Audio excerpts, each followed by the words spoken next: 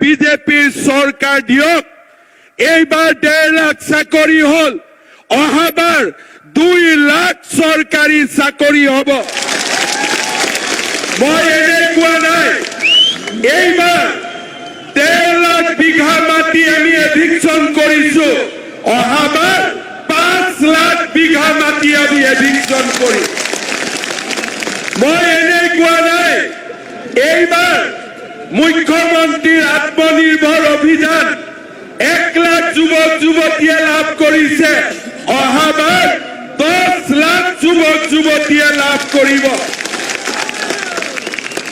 শ্ৰদ্ধা ৰাইজ, আমি অসম মাতৃক বিকাশৰ এক নতুন দিগন্তলৈ লৈ যাম।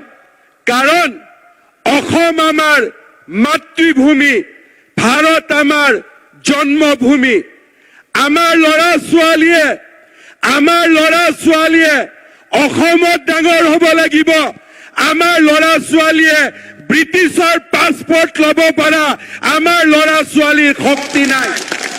সেইকাৰণে আমি অসমৰ স্কুল বনাব লাগিব, অসমত কলেজ বনাব লাগিব, অসমত মেডিকেল কলেজ বনাব লাগিব, অসমত আমি ব্ৰহ্মপুত্ৰৰ ওপৰত দলং বনাব লাগিব, অসমৰ ল'ৰা ছোৱালীক আমি চাকৰি দিব লাগিব আৰু অসমক ভাৰতৰ ভিতৰতে সৰ্বশ্ৰেষ্ঠ ৰাজ্য হিচাপে আমি নিৰ্মাণ কৰিব লাগিব।